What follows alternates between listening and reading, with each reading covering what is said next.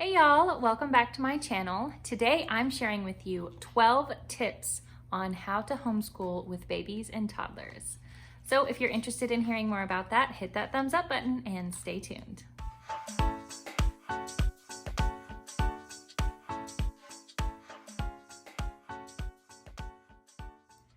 So for those of you who are new to my channel, welcome. My name is Sharia Maurice and I'm a homeschooling mama of 3 kiddos ages 1, 3, and 5. And I like sharing videos on how you can simplify your homeschool to save you time, money, and your sanity. So if you enjoy that kind of thing, be sure and hit the subscribe button, turn on the little bell icon so that you can be notified of my latest videos. And if you'd like to get a behind the scenes look at our homeschool, you can follow us over on Instagram at the Sharia Maurice.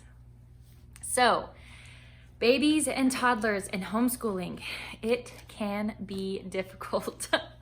Trust me, I know. I have 3 kiddos and I've pretty much been homeschooling since my oldest was old enough to do some sort of tot school.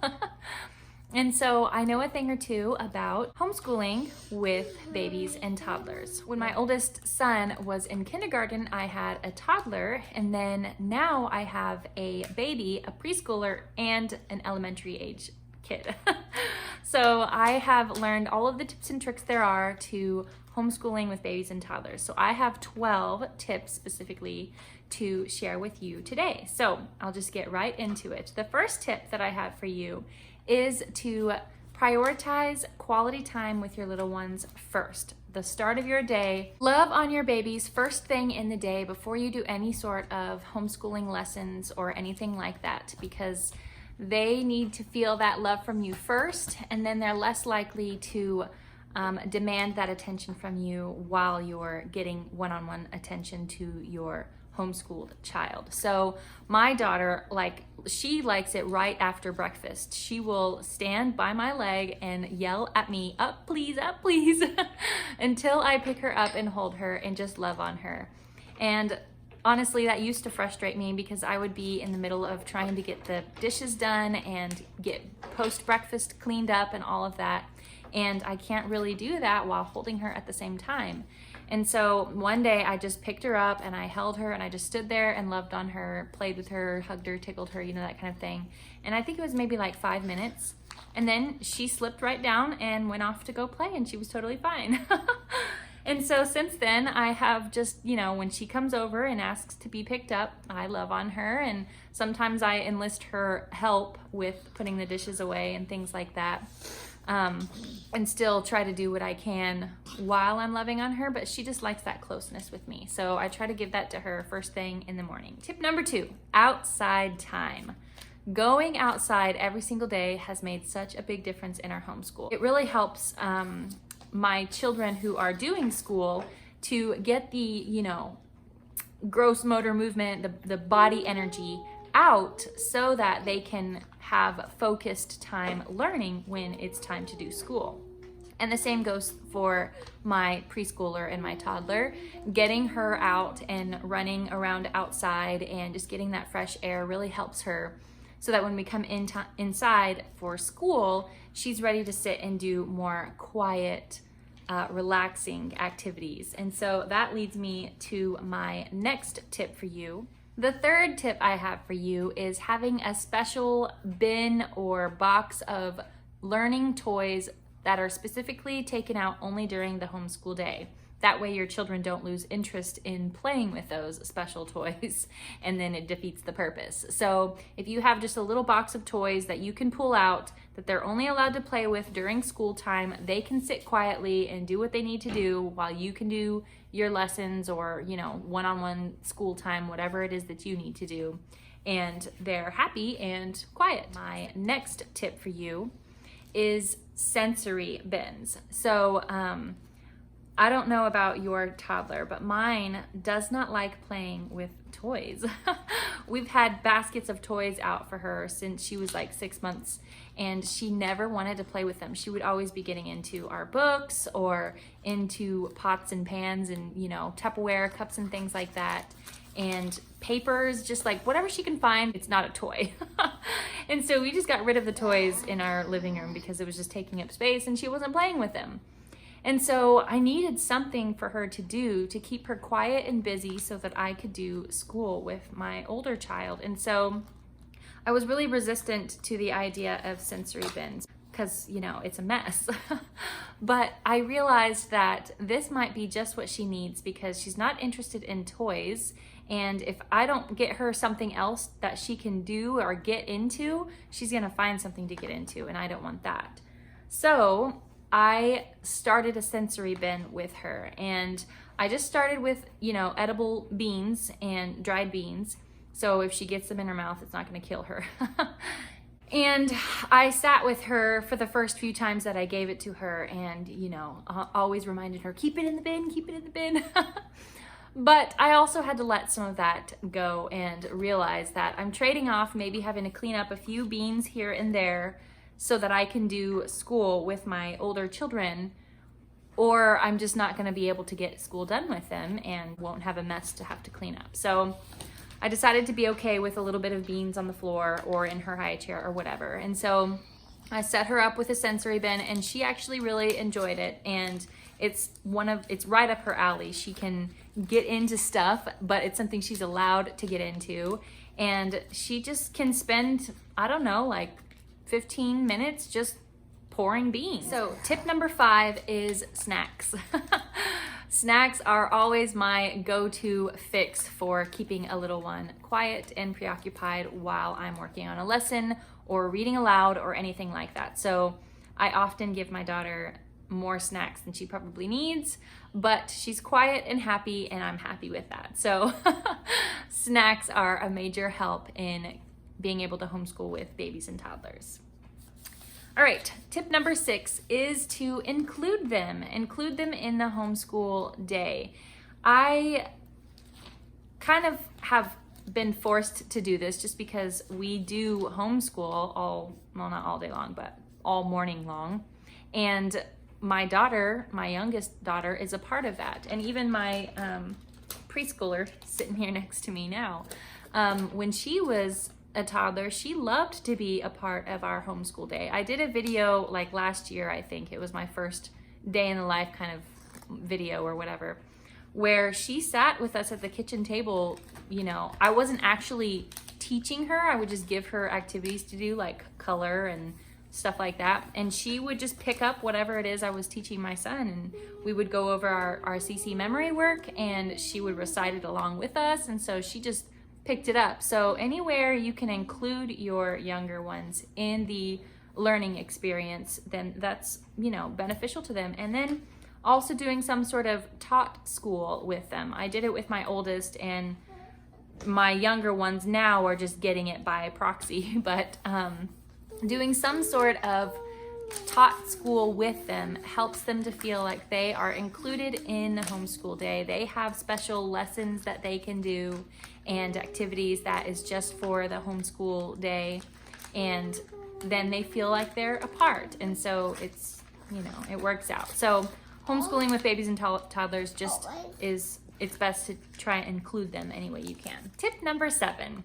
have the big kids teach your little ones, or really review their material that they are learning. So for example, you could have one of your older kids who are learning how to read, perhaps, maybe sit next to their baby sister or baby brother and read them a story. Or if they are practicing, you know, fractions and math during snack time, have your older child divide the snack in half and give this half of the snack to their baby sibling or whatever. So have the bigger kids teach the younger kids some sort of something. Or sometimes I like to do lessons like that where I'll tell my son, can you teach me how place value works? What can you tell me about place value? And I'll just ask him questions. And so this kind of like, you'd have to oversee this if they're teaching their younger siblings to make sure they're, you know, giving them the correct information.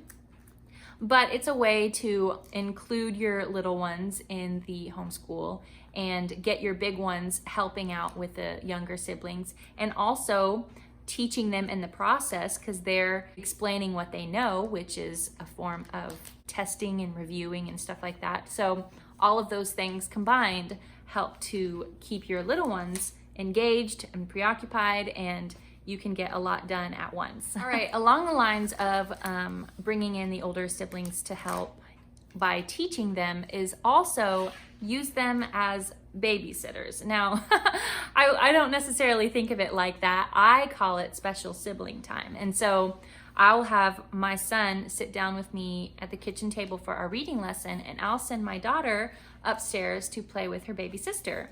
And they have special sister time. And so this is just a great way to get the little ones out of the way, so to speak, so that you can have some peace and quiet to have one-on-one time doing a lesson with your older child. And so this kind of time is really good for them because they learn how to get along.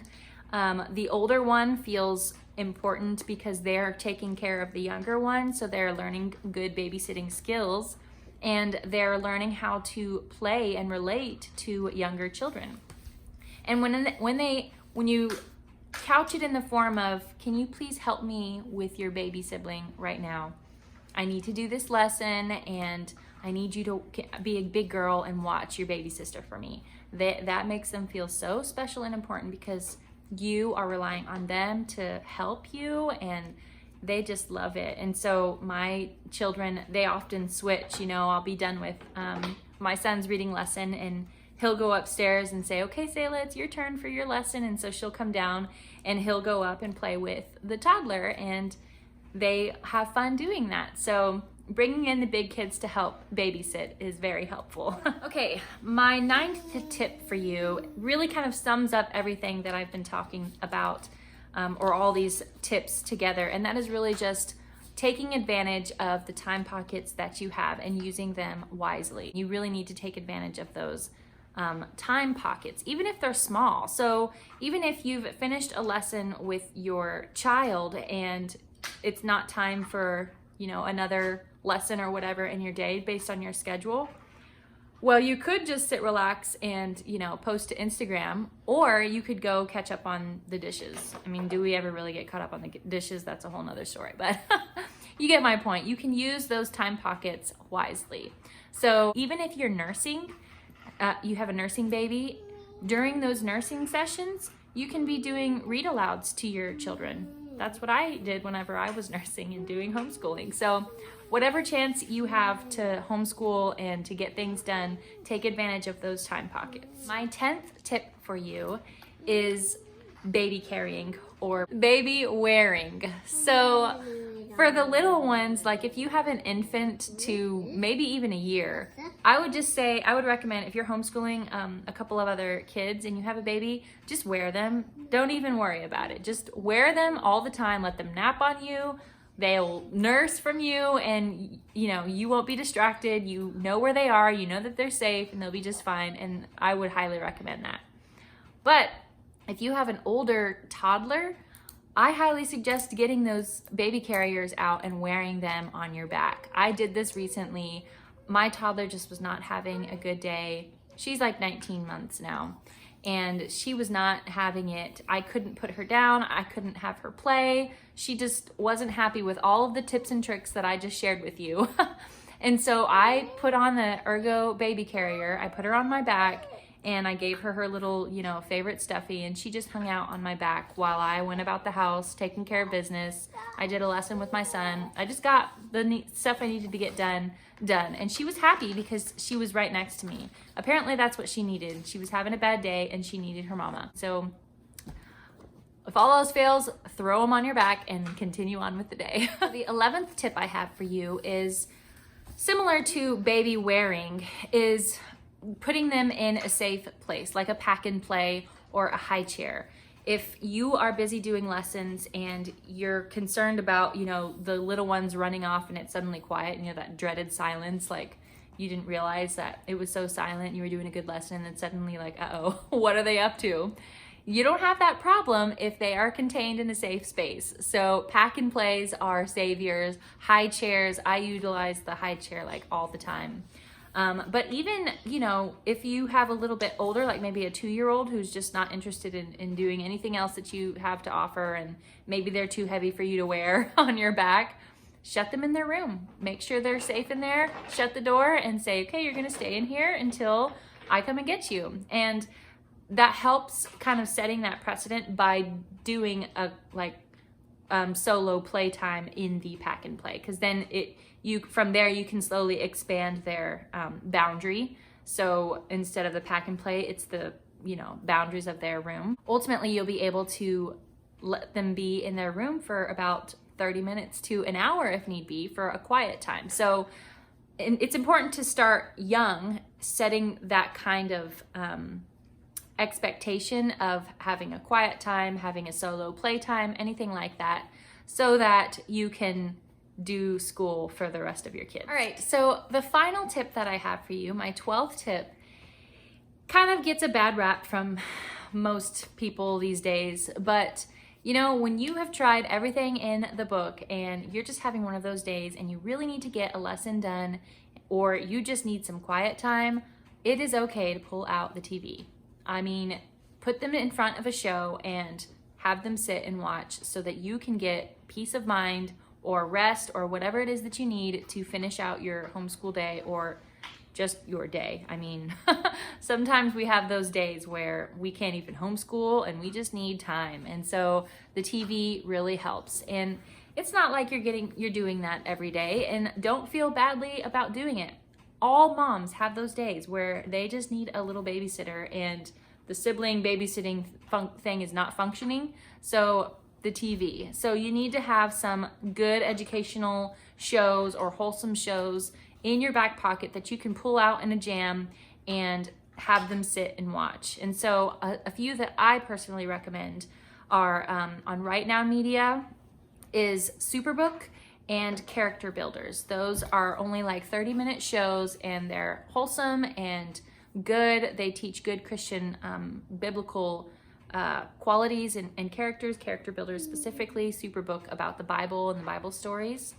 And then if you want more educational shows, we love PBS shows, specifically Super Y, Word World, and Wildcrats. Those three are our top favorite PBS educational shows.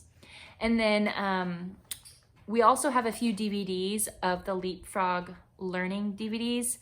I think one of them is the Amazing Alphabet Amusement Park, and the other one is the Letter Factory. Those two are really good educational DVDs, and the kids learn a lot from it. So just if you're in a jam and you're having one of those days, pull out the TV, play them the show, and get your 30 minutes to an hour. If you want to play them 2 shows, go for it. Have no guilt.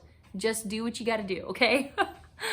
And those are my 12 tips. I want to, finish this up by encouraging you that homeschooling with toddlers and babies is just a season. And believe it or not, it does come to an end. I promise you that. I hope that you enjoyed this video. If you did, please give it a thumbs up, hit that subscribe button, and turn on the little bell icon. And I will see you in the next video.